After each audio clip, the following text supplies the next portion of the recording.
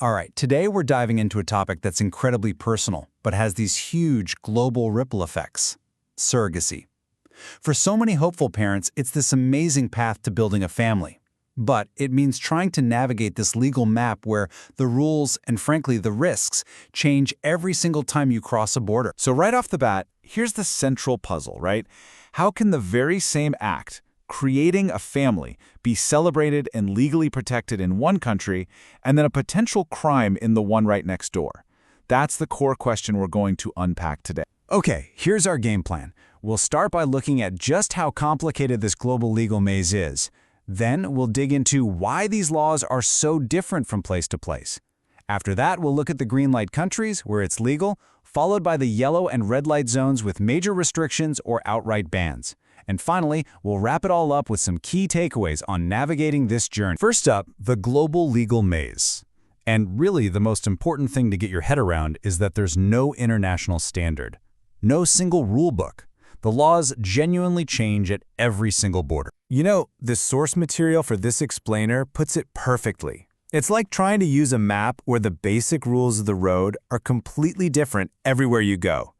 This chaos creates a landscape that's just incredibly challenging for intended parents, for surrogates, and for the legal experts trying to help them. So, that brings us to the really big question.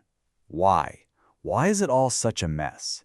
Before we can even look at what the laws are, we have to understand the powerful forces that are shaping them behind the scenes. Now, this slide gets right to the heart of it. A country's position on surrogacy is a reflection of its deepest values. It's shaped by centuries of cultural traditions about family, deeply held religious beliefs, and of course, some really intense ethical debates about reproduction.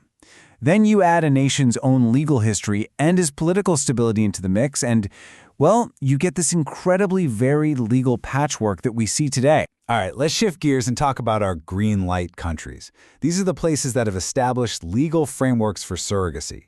But, and this is a really big but, as we're about to see, legal does not mean they're all the same, not even close. And this slide illustrates that point brilliantly. Just take two neighbors, the US and Canada.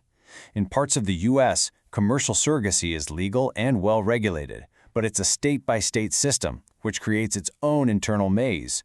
But head just north to Canada, and commercial surrogacy is actually illegal. Only altruistic arrangements are allowed, all under one single federal law. See what I mean? Two green lights, two completely different worlds. Now for a fascinating case study, Iran. Before 1999, religious scholars there were mostly against surrogacy. But then, in this landmark move, Supreme Leader Ayatollah Khamenei issued a fatwa, that's a religious ruling, giving it the green light. This was based on a key principle in Shia Islam called ijtihad, which allows for reinterpreting rules to fit modern times. And with that one ruling, Iran was transformed into a country where surrogacy is not just legal, but religiously sanctioned and socially common. It's an incredible story. Other places that have been green light destinations for a long time, like Ukraine, Georgia, and Russia, were historically hubs for international surrogacy because their laws were so liberal. However, as the source makes very clear, the war in Ukraine and other geopolitical issues have introduced massive instability and risk, forcing a lot of people to look for alternatives. Now we need to turn to the yellow and red light countries. This is where the law says either proceed with extreme caution or just full stop. And honestly, this covers the vast majority of nations across the globe. So the key to understanding this yellow light category is this term right here: altruistic surrogacy. In places like the UK and Australia, surrogacy is allowed, but paying a surrogate a fee beyond her direct, reasonable expenses is illegal. This is the fundamental line in the sand that separates them from commercial-friendly places like California or Iran. This chart gives us a really stark visual of the situation. When you look at the whole world, countries where surrogacy is completely illegal make up the biggest piece of the pie, about 60%.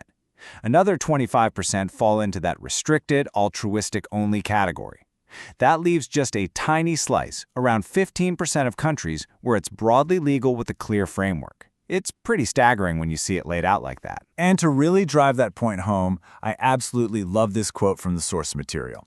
When the authors are about to list all the countries where surrogacy is completely illegal, and we're talking most of Europe, like France, Germany, Spain, and Italy, they write, "We apologize if the list is somewhat lengthy." That little bit of dry humor says it all, doesn't it? The list is long because prohibition is the global norm, not the exception. So after that whirlwind tour, what are the big takeaways? How can anyone even begin to make sense of all this? Let's try and distill it all down. It really comes down to these 3 crucial steps. First, you have to understand the why. A country's law is a window into its core values. Second, know the different flavors of legal. As we saw, legal isn't a simple one-size-fits-all term.